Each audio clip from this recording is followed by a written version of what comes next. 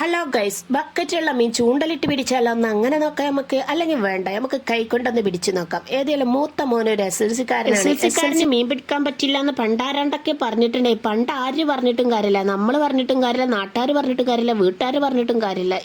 ഇവന് പറയുന്നു ഞാൻ പിടിക്കും.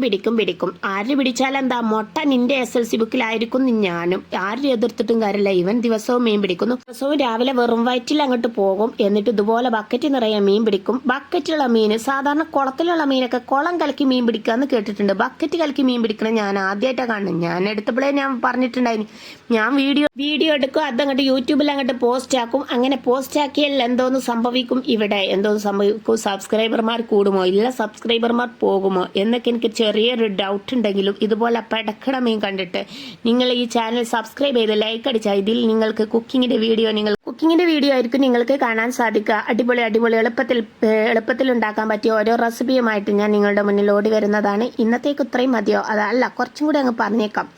ഏതായാലും ഇവനെ കുറിച്ച് പറയാൻ ഒരു 1.5 വർത്താനം പറഞ്ഞാൽ അവിടെ തീരൂല. അതുകൊണ്ട് ഇവിടെ നമുക്ക് വീഡിയോ വൈൻഡപ്പ് ആക്കേണ്ടതായിട്ടുണ്ട്. ഏതായാലും ഇവന് ക്ഷമയുടെ ഒരു പുരസ്കാരം ആർക്കെങ്കിലും കൊടുക്കാൻ തയ്യാറുണ്ടെങ്കിൽ ആരെങ്കിലും ഇവന് കൊണ്ടുപോയിക്കാണ്ട് വേഗം കൊണ്ടുപോയി കൊടുക്കണം എന്നാണ് എനിക്ക് പറയാനുള്ളത്.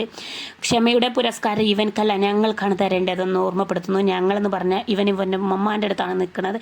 ഉമ്മമാക്കൊരു പുരസ്കാരം, ഉപ്പപ്പാക്കൊരു പുരസ്കാരം, ഇവൻക്കൊരു പുരസ്കാരം, അങ്ങനെ മൊത്തത്തിൽ പുരസ്കാരം നേടിക്കൊടുക്കാൻ ഇവൻക്ക് അർഹതയുണ്ട്. കാരണം ഇവൻ്റെ തുണികളൊക്കെ അലക്കണം എന്നുണ്ടെങ്കിൽ പറഞ്ഞില്ലേ ഇവൻ അലക്കുകയില്ല, എല്ലാതും ഞങ്ങൾക്കിട്ട് തരുന്നു ജോലി. അതുകൊണ്ട് എല്ലാവർക്കും ഒരു പുരസ്കാരം ഏറ്റുവാങ്ങേണ്ടതായിട്ടുണ്ടെന്ന് ഓർമ്മപ്പെടുത്തിക്കാണ്ട് കുറെ പോസിറ്റീവ് ഇവനുണ്ട്, കുറെ നെഗറ്റീവ് ഇവനുണ്ട്. ഇവന്റെ ഏത് കണക്കിലെടുക്കാൻ പറ്റാത്ത കോലത്തിലാണ്. കാരണം പോസിറ്റീവ് എടുക്കാൻ പറ്റില്ല, നെഗറ്റീവ് എടുക്കാൻ പറ്റില്ല. രണ്ടിന്റെ ഇടയിൽ കിടന്ന് കണ്ട് നമ്മളിങ്ങനെ മീൻ പെടക്കണ മാതിരി വെറുതെ ഇങ്ങനെ പെടഞ്ഞ് ജീവിക്കുന്നു എന്നാണ് പറഞ്ഞു വരുന്നത്. കാരണം ഇവൻ അക്വേറിയത്തിൽ നമ്മൾ അകത്തേക്ക് കയറി നോക്കിയാൽ അവിടെ അക്വേറിയത്തിൽ ഇതുപോലെ കാഴ്ച കാണാൻ പറ്റും. ഈ മീൻ ഞങ്ങൾ വിൽക്കണോ അതോ എന്തോന്ന് ഞങ്ങൾ ചെയ്യേണ്ടത്? ഞങ്ങൾ ഇതിന് മുമ്പ് ഇതിനൊക്കെ കച്ചവടം പറഞ്ഞിട്ടുണ്ടായി. ഇനി ഒരു 8-10 രൂപയൊക്കെ കിട്ടിയാൽ കൊടുക്കാമെന്ന് ചെറിയൊരു പ്രതീക്ഷ ഉണ്ട്.